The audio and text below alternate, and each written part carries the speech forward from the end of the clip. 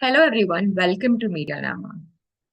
Two different Indian government departments want to set up security requirements for CCTV cameras, the Telecom Ministry and the IT Ministry. The only difference is that one wants to focus on smart cameras and the other on all CCTV cameras. At the heart of the issue is a key question. Who gets to decide the security requirements for these devices? And how do they fit into India's broader technology regulation framework? Before we look at what's going on with the two ministries, we first need to understand what a smart camera is.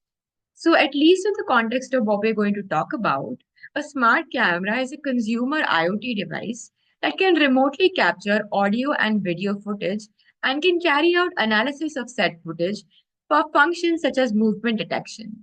Smart cameras are a part of video surveillance systems, and footage recorded over them can be viewed on mobile devices via connectivity through a fixed or mobile network.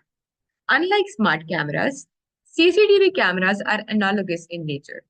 In simple terms, the difference between a CCTV camera and a smart camera would be that a CCTV camera would be a camera present in a store for surveillance purposes, which is physically connected to a video display with wires and attached to a DVR to record this footage. So this way, the store owner can watch this footage by going to the monitor and replaying the footage of a specific camera. In the smart camera case, it would be something like the doorbell cameras from companies like Ring that you see these days, which are connected to home Wi-Fi and whose footage you can access anywhere through your smartphone and an app. In advanced smart cameras, you can even get notifications when someone is at your door, and you may even have the functionality to talk to them through the camera. Of the two types of cameras, the Department of Telecommunication wants to enforce security requirements on smart cameras, which use telecom networks to relay footage from the camera to a phone, while the IT Ministry wants to focus on CCTV cameras. Despite the differences between the two devices, the context of the security requirements is largely the same. The DOT's smart camera security requirements are only applicable to those cameras that people use in surveillance applications in residential and office environments. So that basically makes it the same as a CCTV camera's function. Going to what exactly is happening between the two ministries, we should probably start from the very beginning. In 2017, the IT ministry added CCTV cameras and a range of other devices, including smartwatches, iris scanners, etc., to the Electronics and Information Technology Codes requirement for compulsory registration order 2012. With this addition, the IT Ministry made it compulsory for CCTV camera manufacturers to ensure that they met security standards if they wanted to sell or import their products in the country. Through this, its objective was to ensure that these devices are protected from cyber attacks. Then, in 2022, the Department of Telecommunication exempted smart cameras from mandatory testing under the telegraph rules. However, since then, the government has notified the Telecommunication Act of 2023, which supersedes the Telegraph Act and the rules that came under it. Meanwhile, a 2024 amendment of the business allocation rules clarified that cybersecurity matters fall within the IT ministry's scope. But telecom network security is still within the scope of the Department of Telecommunication.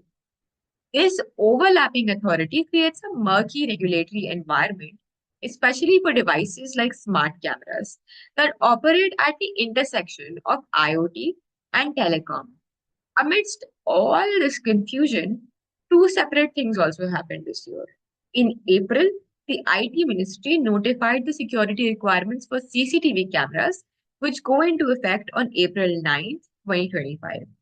Then, in a recently concluded consultation, the Department of Telecommunications National Center for Communication Security put out requirements for smart cameras. What makes matters even more confusing is that the National Center, in its notice about the consultation, cites the telegraph rules, even prior to the 2022 amendment. which say that every single piece of telecom equipment must undergo prior mandatory testing and certification. It is unclear why the National Center does not factor in either the 2022 exemption nor the fact that the Telecom Act now supersedes the Telegraph Act and the rules.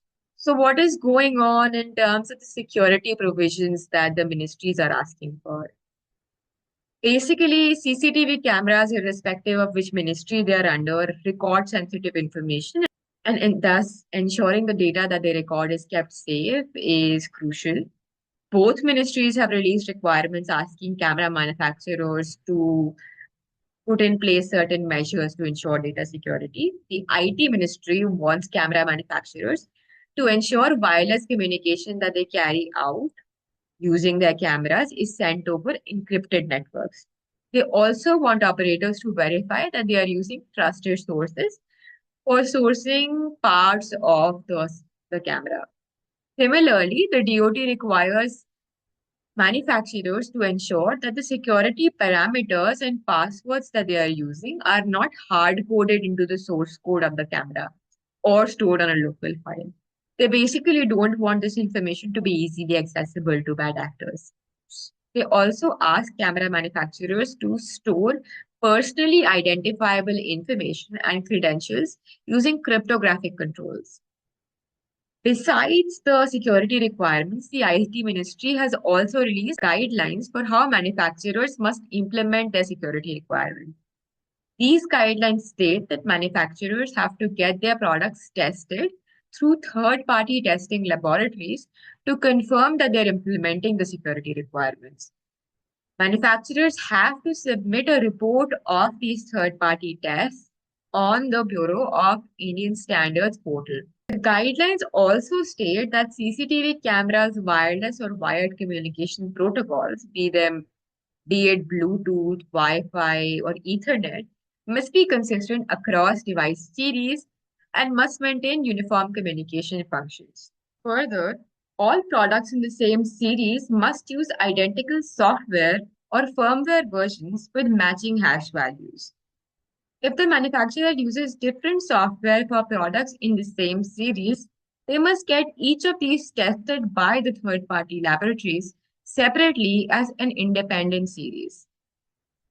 If you want to learn more about the security requirements for both CCTV and smart cameras, or what appears to be a growing turf war between the two ministries, you can take a look at our website.